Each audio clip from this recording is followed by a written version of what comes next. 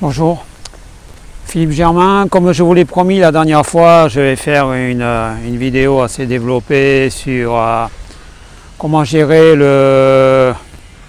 l'annonce du cancer. Lorsqu'on a un cancer, comment ça se passe au niveau psychologique après qu'on vous ait annoncé que vous avez cette maladie, comment le gérer, etc. J'avais déjà fait une vidéo précédemment sur gérer le stress du cancer. Mais là, je vais développer un petit peu plus.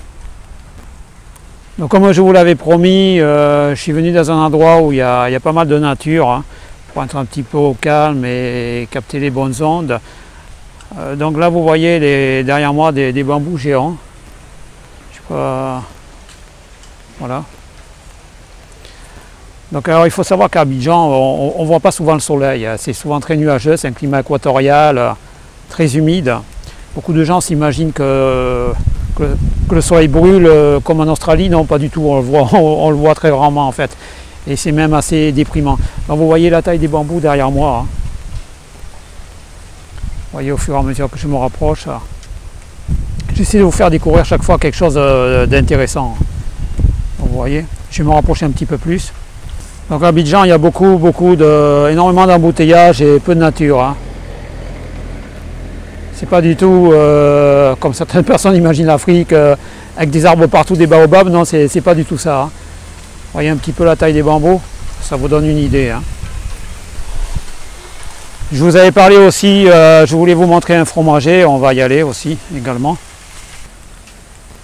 Oui, donc aujourd'hui on va discuter des différentes étapes émotionnelles que vous traversez, ou que vous avez traversé, ou que, enfin je ne vous souhaite pas que vous traverserez peut-être un jour. Voilà, donc vous voyez derrière moi mon ami le fromager, l'arbre dont je vais vous parler. Bah, il est petit celui-là est petit. Hein. Il y a beaucoup plus grand. Vous voyez le tronc, ça vous donne une idée quoi. Je me mets devant. Hein. Voilà. Vous voyez la base de l'arbre. Pour moi c'est le plus beau du pays. Hein. Là, vous voyez vous avez une idée comme ça de l'arbre, de la taille de l'arbre, hein, ça monte très haut. Hein. Mais celui-là est petit. Hein. Profitez qu'il y a un peu de lumière là, parce que comme je vous l'ai dit, à Abidjan c'est souvent couvert. J'ai même peur qu'il se mette à pleuvoir. Tout peut arriver en un instant. C'est l'équateur. Hein. L'équateur, quand il y a des pluies, ça ne pardonne pas. Alors la première difficulté à laquelle vous allez être confronté lorsqu'on vous annonce un cancer, c'est l'état de choc. Alors, je vais parler au niveau généralité et après je vais vous expliquer comment moi je l'ai vécu, si ça peut vous aider. Donc un état de choc, c'est-à-dire je ne m'y attendais pas du tout, d'accord. J'en ai déjà parlé dans mes précédentes vidéos, mais je vais résumer. C'est totalement par hasard, suite à mon départ sur Abidjan, qu'on m'a fait un checking complet. On m'a calculé le taux de PSA. On m'a dit, vous avez un PSA élevé, consultez un neurologue. Et de fil en aiguille, en fait, c'est-à-dire on vous fait passer plusieurs examens après le PSA, le scan, l'IRM, le PET scan nucléaire, pour savoir si vous êtes métastasé. Et en fait, vous êtes en état de choc. Jusqu'aux biopsies. Les biopsies, ça y est, vous savez si vous avez ou non un cancer. Les biopsies, je m'excuse, j'en ai pas parlé, c'est avant le PET scan. Donc dans l'ordre, il peut y avoir un scanner, IRM, pour être sûr, biopsie, pour confirmer, et pour savoir s'il y a un métastase, PET scan, ou TEP scan en anglais, je ne sais plus comment on dit en anglais ou en français, c'est PET ou TEP. C'est un scan nucléaire où on va voir, on vous injecte un liquide radioactif. C'est carrément marqué sur... c'est tout juste si les gens ne viennent pas en tenue, hein, en tenue comme à Tchernobyl, pour vous injecter le produit. Donc vous êtes en état de choc. Voilà. Alors comment moi j'ai géré cet état de choc? Je l'ai très mal géré. Quand on m'a appris de but en blanc que j'avais un cancer, comme ça, après le résultat des biopsies, parce qu'au début on vous dit non, c'est pas ça, faut pas vous inquiéter, ça va aller, c'est pas un cancer. Vous allez voir, ça va s'arranger. Et puis donc l'urologue m'a convoqué, il m'a dit de but en blanc, voilà, vous avez un cancer localement avancé, je vous propose tel et tel traitement. État de choc, je suis sorti dans la rue, ben voilà, j'entendais plus rien. Je me rappelle très bien cet état de choc. Je suis sorti de la rue, j'entendais plus rien. Je suis allé m'asseoir dans un parc, j'ai regardé les oiseaux, j'ai regardé les gens. Et je me suis dit, voilà, c'est fini, ma vie s'arrête aujourd'hui, c'est terminé. Et avant l'état de choc, il y a la gestion du stress, il y a la gestion du temps aussi. Parce que quand l'urologue vous dit vous allez passer un IRM, ça ne se fait pas comme ça. Il y a 15 jours, 3 semaines d'attente minimum à Paris. Moi j'étais à Paris. Et donc pendant ce temps-là, je suis allé à Venise. Comme on dit, voir Venise et mourir, ça s'apprêtait bien. La première étape, c'est le déni.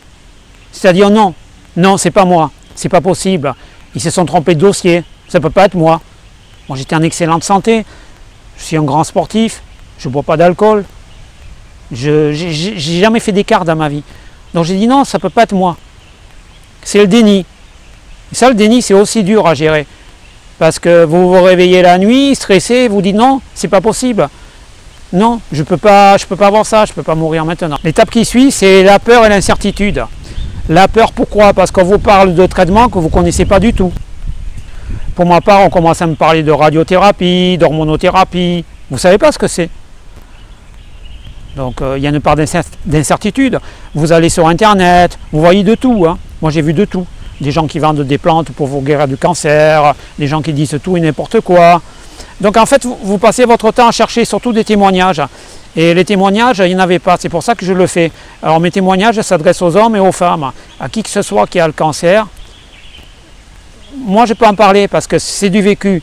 Je ne suis pas quelqu'un, je ne suis pas un médecin qui va vous travaillez l'esprit avec des mots complexes ou des théories plus ou moins, on va dire, oui, complexes que vous n'arriverez pas à assimiler. Pour moi, c'est du vécu. Je vous explique exactement ce que j'ai vécu. Je vais vous donner aussi mes trucs et astuces. Ensuite, il y a une autre étape, c'est la colère. Vous en voulez à tout le monde. Vous en voulez aux médecins, vous en voulez à vous-même, vous en voulez à la terre entière. Et ça, c'est pas bon. Ça, je l'ai géré à ma façon. C'est-à-dire, j'ai pris ça comme une épreuve de la vie. Je n'étais pas en colère particulièrement contre quelqu'un. Disons que je me suis dit, c'est une épreuve à surmonter, ou alors c'est peut-être ma mort future. L'étape suivante, c'est la culpabilité. Je me sentais coupable d'avoir fait quelque chose de mal. Coupable et d'avoir une sentence, la sentence de mort. Voilà, vous êtes jugé coupable, vous allez mourir, vous êtes condamné à mort. La culpabilité. Par la suite, c'est la solitude aussi. La solitude est très dure à gérer.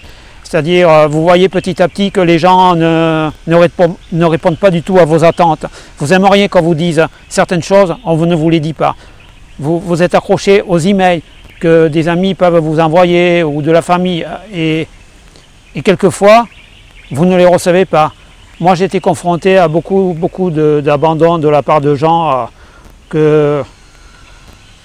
à qui j'avais confiance, on va dire, à qui j'avais vraiment confiance et qui m'ont carrément laissé tomber. Et ça a été très dur à gérer aussi. Émotionnellement, c'est très dur. L'étape suivante, c'est la tristesse. Parce que finalement, vous aimez bien votre vie, vous vous en rendez compte quand vous annonce que vous allez mourir, et ça vous rend triste. Ensuite, la dépression, l'anxiété. Vous avez peur, vous devez attendre le traitement, ça prend du temps, vous êtes anxieux, vous avez peur d'avoir mal. Vous cherchez désespérément, comme je vous l'ai expliqué, des témoignages. Moi, j'avais correspondu un petit peu avec une fille qui avait eu le cancer du sein, qui me parlait de l'hormonothérapie, qu'elle avait arrêté, que c'était très dur, etc. Donc ça vous fait un peu peur. J'ai vu des témoignages, j'en ai déjà parlé, de gens qui avaient pris 25 kilos. Ça me faisait très peur également. Et ma première injection d'hormonothérapie s'est très mal passée. J'ai énormément souffert. Ce qui me concerne, je vais vous donner mes trucs et astuces. J'ai utilisé l'imagerie mentale dirigée, ainsi que la méditation de pleine conscience. D'abord, j'ai décidé d'accepter le fait de mourir. Pour moi, c'était acquis. Première chose. Deuxième chose, la foi. Je suis quelqu'un de croyant. Donc, j'ai pris ça comme un châtiment. Et puis un peu comme, je me suis dit, c'est peut-être l'histoire de Job dans la Bible. C'est-à-dire, je vais vous résumer.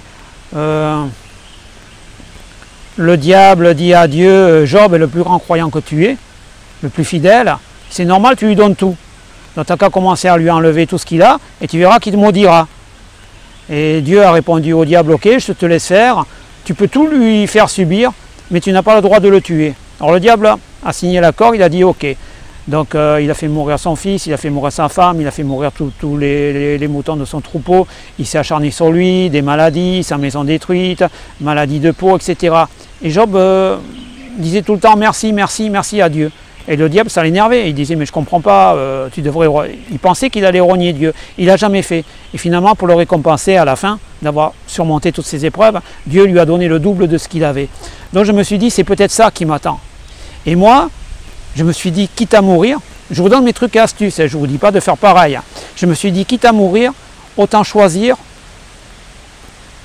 une cause, quelqu'un pour qui tu as envie de mourir. Alors, je suis un grand fan de la série Game of Thrones qui passait à l'époque, ça allait se terminer, à l'époque où j'ai appris que j'avais le cancer. Et j'adorais le personnage de Daenerys Targaryen, Khaleesi. Et je me suis dit, vous savez, le cerveau a cette force, c'est-à-dire, il peut prendre pour réel ce que vous imaginez. Je me suis dit, peut-être que c'est une épreuve qu'elle me fait subir, c'est un test de sélection, pour que je travaille pour elle. Je me disais, c'est peut-être un test. J'avais réussi à me persuader que tout ce qui m'arrivait, si je le surmontais, j'allais la rejoindre, j'allais faire partie de son équipe, j'allais retrouver les personnages qu'il y avait autour d'elle, qui travaillaient pour elle, le guerrier Grey Worm, Jorah Mormont qui était son protecteur. Je pensais sincèrement, et je passais les vidéos le soir en boucle, quand j'étais à l'hôtel, quand j'étais tout seul à l'hôtel, et j'imaginais qu'elle venait me voir, qu'elle me soutenait. Vas-y Philippe, tu as surmonté l'épreuve d'aujourd'hui, tu peux surmonter l'épreuve de demain, etc. Donc j'allais presque, j'allais pas dire, je vais pas dire par plaisir aux séances de radiothérapie, j'en ai eu 40, mais cela m'aidait beaucoup à surmonter les douleurs, les déplacements tôt le matin. Pour vous donner une idée, un jour, je suis allé le matin, j'avais rendez-vous très tôt, à 8 h à la radiothérapie. À midi, j'ai eu mon injection d'hormonothérapie et à 14 h, on m'a arraché une molaire. Et la dentiste m'a dit, mais monsieur Germain, elle m'appelait Philippe, Philippe, t'es Rambo quoi. J'ai dit non, je ne suis pas Rambo. Non, c'est comme ça, c'est un test, je suis testé. Mais elle n'a pas compris ce que je voulais dire. Et donc vous voyez, ça m'a énormément aidé. Et je me disais de toute façon, si j'échoue le test, qu'est-ce que je risque? Je vais mourir. Et même mort, de toute façon, je la verrai peut-être, je travaillerai quand même pour elle. Vous voyez ce que je veux dire? Que je réussisse le test ou que je ne réussisse pas le test, j'étais sélectionné pour travailler dans son équipe. Le test permettait juste de monter en grade, si vous voulez. Moi, j'ai vécu ça comme ça. Vous voyez, c'est une forme de méditation, une forme de croyance, remplacer le réel par l'imaginaire et le cerveau fera le reste. Ça m'a énormément, énormément aidé, vraiment énormément aidé. Après, vous pouvez remplacer, je ne sais pas, Daenerys par quelqu'un que vous aimez, par quelqu'un de votre famille qui est mort. Si vous avez un membre très proche de votre famille qui est décédé, vous pouvez vous convaincre que vous allez le revoir. Si vous surmontez l'épreuve, vous allez le ou la revoir. Et même si vous ne surmontez pas l'épreuve que vous mourrez, vous la verrez quand même. Vous la verrez ou vous le verrez quand même. Vous voyez? Donc c'est qu'un détail en fait. La souffrance n'est qu'une information. Ce n'est qu'une information qui vous arrive au niveau du cerveau. La difficulté, c'est gérer la baisse d'énergie, parce que l'hormonothérapie fatigue énormément. Donc il faut gérer la baisse d'énergie. Alors pour la gérer, dans le sens des épreuves qu'on me faisait subir, je faisais un entraînement régulier. Vous voyez? Un peu comme un guerrier qui va se préparer au combat. Je montais au combat contre le cancer. Donc je montais à la fois au combat contre le cancer et à la fois pour travailler pour Daenerys. Donc deux raisons pour soulever les poids, se battre constamment, gérer le stress. Voilà, vous pouvez pas vous rabaisser parce qu'elle vous regarde, elle va venir, elle va te dire mais tu fais quoi là? T'es pas digne de venir travailler pour moi. Voilà. Ensuite, la modification du sommeil. Bon, il y a certaines personnes, quand elles sont stressées, elles ne dorment pas. Moi, ça m'endort. Hein. Vous me faites cerner par 10 Charles Leclerc qui entourent ma maison, je me couche et je dors. Hein, parce que le stress va m'abattre. Mais je sais qu'il y a des gens qui ne dorment pas. Moi, c'est l'inverse. Le stress me fait dormir. Donc, je n'ai pas eu de problème de sommeil. Je suis quelqu'un qui dort très facilement parce que je suis stressé en permanence. Donc voilà, il suffisait que je me mette dans le lit, je dormais. Quoi. Entretenir les relations, ça pour moi, ça, je trouve que c'est le plus difficile.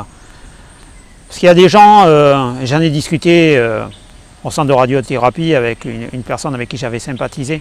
Les gens ont tendance à ne pas vouloir communiquer avec vous sur la maladie, c'est un peu gênant. Moi j'aime bien les gens qui viennent me voir, qui me disent « Ah Philippe, tu as le cancer, comment ça va, est-ce que tu souffres ?» J'aime bien ça, vous voyez. J'aime pas les gens qui font, enfin c'est pas que j'aime pas les gens, mais j'aime pas trop les gens qui font semblant de rien quoi. Vous voyez ce que je veux dire? Comme si de rien n'était, comme si c'était contagieux parce qu'ils me parlent. C'est bon quoi, vous avez peur d'avoir le cancer, c'est pas contagieux. Le jugement des autres aussi, j'en ai déjà parlé. Les gens qui m'ont dit Philippe, t'as changé, etc. Oui, mais vous n'êtes pas à ma place. Bon, je suis obligé de me lever parce que je suis en train de me faire dévorer par des fourmis. Et puis ici, il y a des petites bêtes pas très sympathiques. Je connais quelqu'un qui a failli perdre un œil parce qu'il s'est fait, il s'est fait piquer le front par une petite araignée. Il a frotté son œil, il a failli finir aveugle. Donc, vous voyez, faut faire attention. Je me filme régulièrement comme ça. Vous voyez mon état psychologique, psychique. Après, il faut savoir que je n'ai pas rencontré que le cancer. J'ai eu d'autres problèmes. Je vous l'ai déjà expliqué, j'ai eu le paludisme et puis des problèmes personnels qui m'ont assez détruit. Je ne vais pas raconter ma vie. Mais on va dire que mon état est dû à 60-65% le cancer et le reste est dû à d'autres problèmes qui sont indépendants du cancer. Donc ne croyez pas que parce que vous allez subir le traitement, vous allez finir aussi déprimé que moi, peut-être pas, hein, sûrement pas même. Après j'ai positivé, j'ai réussi à positiver cette maladie. Je vais vous raconter une histoire. Quand une girafe accouche d'un girafon, la première chose qu'elle fait, c'est qu'elle lui met des grands coups de patte pour qu'il se lève sur ses pattes, pour qu'il ne reste pas allongé. Et le petit girafon, il ne comprend pas, il retombe et hop, la maman lui remet des coups. Mais en fait, c'est pas qu'elle ne l'aime pas, c'est parce qu'il y a des lions dans la savane et le fait de mettre des coups de patte au petit, ça l'oblige à se redresser très vite et comme ça il pourra fuir. C'est un peu ce que j'expliquais une fois, la vie me met des coups, je ne le prends pas spécialement mal. Ce que je veux dire aussi, c'est que je n'ai jamais critiqué. Vous pourrez le voir dans mes vidéos, vous pouvez demander à des gens qui me connaissent bien. J'ai jamais critiqué Dieu, j'ai jamais critiqué quoi que ce soit. Non, non. Et maintenant, j'ai ma prochaine injection d'hormonothérapie dans une dizaine de jours. Ça sera la dernière. Voilà. J'aurai fini mon ultra trail de souffrance et de douleur. Je la partage avec vous, j'espère que ça vous fait du bien, que ça vous remonte un peu le moral, même si vous me voyez déprimé de temps en temps, parce que c'est quand même dur, franchement, ça a été dur, ça a été long. J'ai pas encore terminé, hein. Dans une dizaine de jours, je ferai une vidéo. Ça a été dur, ça a été long, voilà. Beaucoup de gens, des gens négatifs se sont engouffrés dans la brèche ouverte. Je vais faire en sorte que ça n'arrive plus. Bon, n'hésitez pas à me contacter, écrivez-moi, donnez-moi votre WhatsApp. Je peux essayer de vous donner plus de détails sur ma méthode si vous voulez. Enfin, sur la façon dont j'ai géré le cancer, je vous ai donné en gros toutes les étapes. Inspirez-vous, comme je vous l'ai dit, prenez des modèles, travaillez le mental, travaillez beaucoup le mental. Travaillez beaucoup le mental. Ça vous soulagera au niveau de la douleur, vous finirez par l'accepter. Elle n'est pas énorme la douleur non plus, hein. N'imaginez pas que je ne me suis pas fait écarteler non plus. Hein. Mais ça vous permettra de gérer tout ça, de gérer le stress. Comme je l'ai dit, c'est long, c'est très long. Ne vous découragez pas, ne baissez jamais les bras, quoi qu'il arrive, quel que soit votre état. Pour ma part, j'ai eu la chance de ne pas avoir de métastase. j'étais à la limite, comme je l'ai expliqué, j'avais très peur de ça. Mais même si vous avez des métastases, il y a des traitements. On a toujours peur de ce qu'on ne connaît pas. Moi j'avais très peur au début de la radiothérapie, de l'hormonothérapie, de la chimiothérapie. Enfin la chimiothérapie j'en ai pas eu.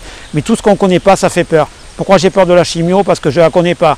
J'ai eu aussi peur de la radiothérapie et j'ai eu aussi peur de l'hormonothérapie. Je continuerai à faire des vidéos pour vous dire si je redeviens comme avant, c'est-à-dire après l'arrêt de l'hormonothérapie, si je retrouve l'état d'esprit que j'avais avant, l'énergie antérieure que j'ai perdue un petit peu, et puis tous ces trucs-là, quoi, à tous les niveaux. Bon, en tout cas, c'est une sacrée épreuve de la vie. Maintenant que c'est pratiquement terminé, on va pas dire que je suis heureux de l'avoir vécu, mais ça me fait une expérience de plus. J'ai surmonté ça, plus les autres problèmes, plus mon déménagement, plus le changement de pays, tous ces trucs-là. Si je l'ai fait, vous pouvez le faire. Inspirez-vous de mes vidéos, regardez-les, quand vous n'avez pas le moral, vous vous dites si ce gars l'a fait, je peux le faire. Il n'y a pas de raison, il n'a rien de plus que moi, rien de plus. Je vous l'ai dit. Inspirez-vous, regardez-les, et puis voilà. J'ai fait ces vidéos également pour moi. Ça me permet de, comment dire, de digérer tout ça. Mais ça me permet aussi de partager avec vous. J'ai rencontré vraiment des gens bien grâce à ces vidéos. Vraiment, je suis heureux de ça.